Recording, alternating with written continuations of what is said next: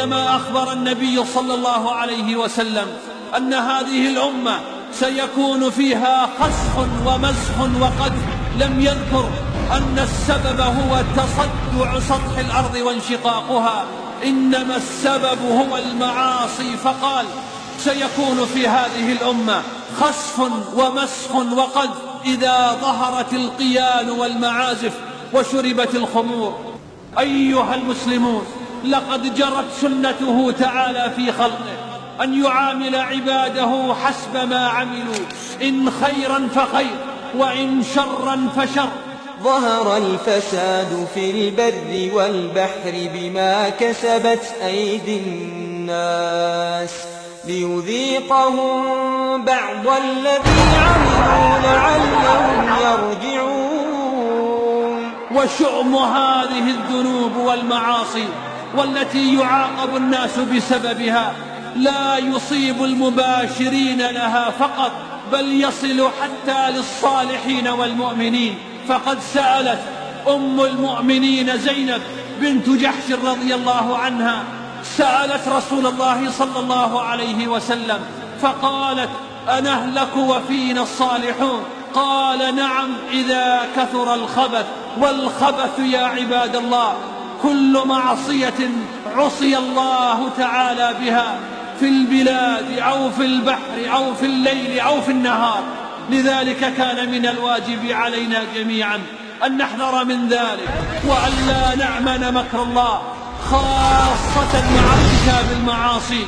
وأيضا من سنته تعالى أنه يمهل أقواما ويرجع عذابهم إلى وقت آخر. ونحن الآن اطلعنا مع بعضنا البعض على هذه العلامات، ورأينا أن جميعها قد وقع، ورأينا بالفعل أنها تشير إلى آخر الزمان، وتبين أن الفترة التي نعيشها الآن هي الفترة التي تسبق قيام الساعة. غير أن أكثر الناس اليوم لا يفكرون في هذا الموضوع، أو هم لا يريدون التفكير فيه.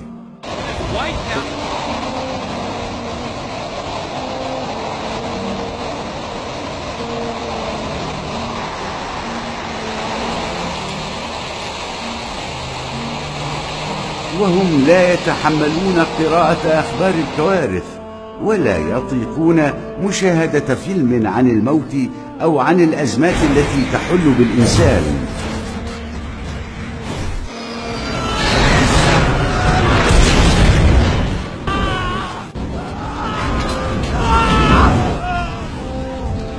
وهم يفرون من التفكير في القيامة بسبب الخوف، بينما هم حتما سوف يلاقون ساعتهم في يوم من الأيام.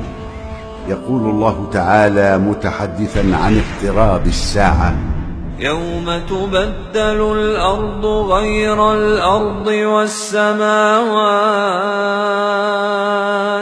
وبرزوا لله الواحد القهار. من الإشارات التي ذكرت في الأحاديث النبوية وفي آيات القرآن الكريم يتوالى وقوعها واحدة تلو الأخرى.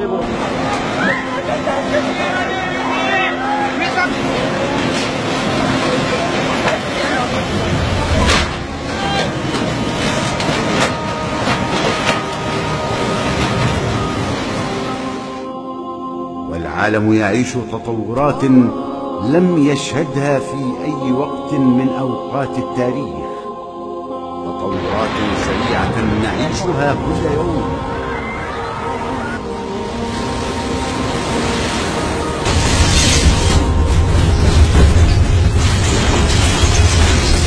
وعلى الناس أن لا يغفلوا عن هذه العلامات، فعليهم أن يأخذوها مأخذ الجد، وأن ينظروا إليها نظرة المتبصر.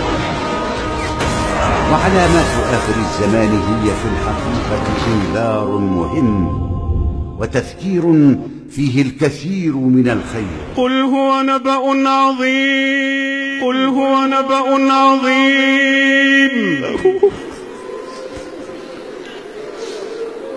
قل هو نبأ عظيم أنتم عنه معرضون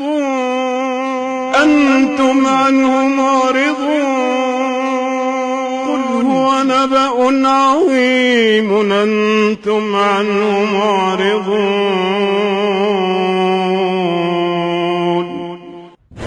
العلامة الكبرى السابعة: الكسوف الثلاثة.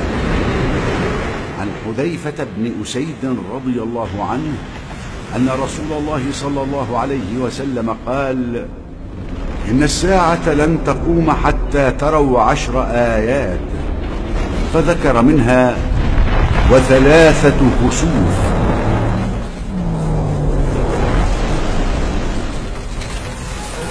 خسف بالمشرق وخسف بالمغرب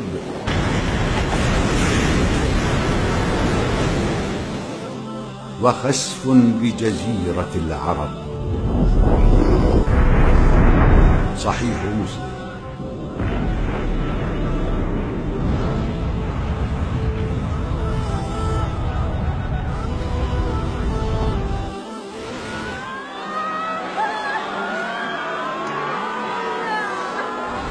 ومثل كل موضوع فإن في هذا المقام أيضا ما نختم فيه، وهو ما جاء في القرآن الكريم: وقل الحمد لله سيريكم آياته فتعرفونها وما ربك بغافل عما تعملون.